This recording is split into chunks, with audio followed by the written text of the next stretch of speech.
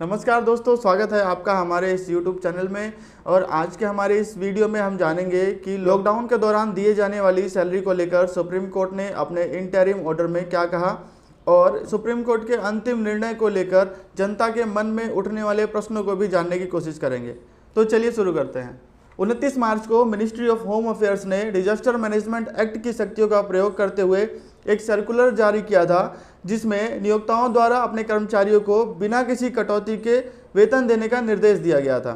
लेकिन कुछ कंपनियों ने सरकार के इस सर्कुलर के खिलाफ सुप्रीम कोर्ट में याचिका दाखिल की, जिसमें उन्होंने यह दलील दी कि कंपनियां बंद हैं और बिना काम के वेतन कैसे दिया जाए। ऐसे में नो वर्क नो पे की पॉलिसी के अंतर्गत कर्मचारियों को वेतन नहीं दिया जा सकता। इसके लिए सुप्रीम कोर्ट ने सरकार को अपना जवाब दाखिल करने के लिए कहा था, लेकिन अभी तक सरकार ने कोई उपयुक्त उत्तर नहीं दिया है। बशर्ते माननीय सुप्रीम कोर्ट ने 12 जून को एक इंटरिम ऑर्डर पास किया, जिसमें सरकार के 29 मार्च 2020 को जारी किए गए सर्कुलर को दरकिनार करते हुए नियोक्ता और कर्मचारियों को आपस में नेगोशिएट करके लॉकडाउन के दौरान कितना वेतन दिया जाए को लेकर आपसी सहमति से तय करने के लिए कहा है। अगर कर्मचारी और नियोक्ताओं का आपस में नेगोशिएशन नहीं हो पाता है तो वो श्रम मंत्रालय के पास जा सकते हैं। इस आदेश में उन नियोक्ताओं को भी शामिल किया गया है जिनकी कंपनियां लॉकडाउन के दौरान चल तो रही थी, लेकिन अपनी पूरी क्षमता के साथ नहीं चल पा रही थी।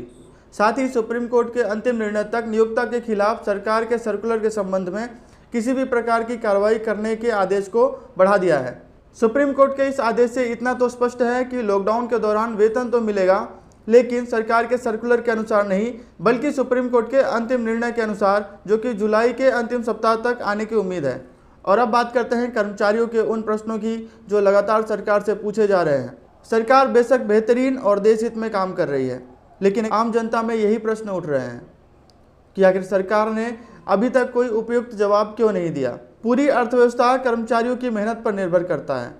पहले प्रवासी मजदूरों की समस्या और अब वेतन को लेकर यह असमंजस की स्थिति, जो कि अच्छा संकेत नहीं दे रही है। निजी कर्मचारियों का लगातार शोषण होता आया है और अब कर्मचारी और नियोक्ता आमने सामने हैं। तो क्या ऐसा संभव है कि आपसी सहमति से कोई रास्ता निकलेगा? इतनी देरी होने के बाद भी यदि कोई फैसला आता भी है तो क्या उस फैसले का लाभ हर कर्मचारी को मिल पाएगा? सरकार के सर्कुलर के बाद बहुत सारे कर्मचारियों ने नियोक्ता के खिलाफ वेतन न मिलने पर शिकायत भी की, लेकिन अब आगे क्या? कर्मचारियों का वेतन तो छोड़िए, उनको दोबारा नौकरी पर रखा जाएगा या नहीं, यह सोचने की बात है। ये सब कुछ होने के बाद यही समझा जा सकता है कि पहले की तरह इस बार भी गरीब तबका शोषण के बोझ तले दबता नजर आ रहा है। क्या इससे उनका मनोबल नहीं गिरेगा? सरकार के आर्थिक पैकेज में पीएफ कंट्रीब्यूशन की राशि सरकार द्वारा देने की बात कही गई थी, लेकिन जब अभी तक वेतन ही नहीं दिया गया है तो पीएफ की राशि का तो सवाल ही नहीं उठता। सरकार का आर्थिक पैकेज जो कि नियोक्ताओं को मजबूत बनाने के लिए दिया गया था, आखिर नियोक्ता इसका उपयोग करके वेतन का भुगतान क्यों नहीं कर पा रहा है? ऐसी परिस्थिति में ईएसआई, अनक्लेम्ड पीएफ और पीएम केयर फंड की राशि का उपयोग क्यों नहीं किया जा रहा है? कंपनीज एक्ट में सीएसआर पॉलिसी का प्रावधान दिया गया है। आखिर छोटी बड़ी कंपनियां आपस में मिलकर इस समस्या को क्यों नहीं सुलझा पा रही हैं? नो वर्क नो पे की पॉलिसी अगर निजी कर्मचारियों पर लागू हो सकती है तो पॉलिटिशियंस और सरकारी कर्मचारियों पर क्यों नहीं? जब नियोक्ता ऐसी परिस्थिति में अपना सकारात्मक घाटा नहीं सह सकता, जो कि उसके उत्पादन को भी बढ़ाएगा, तो आखिर देश क्यों इन खर्चों का वहन करे? आखिर ये पैसा जनता का ही तो है। खैर, अभी अंतिम निर्णय आना बाकी है और हो सकता है कि सरकार भी इन बिंदुओं पर विचार कर रही हो। ऐसे में हम उम्मीद करते हैं कि कुछ अच्छा ही होगा। अगर आपको यह वीडियो पसंद आई तो कृपया इसे लाइक, कमेंट और शेयर करें। साथ ही साथ इसको सब्सक्राइब करना भी ना भूलें। धन्यवाद।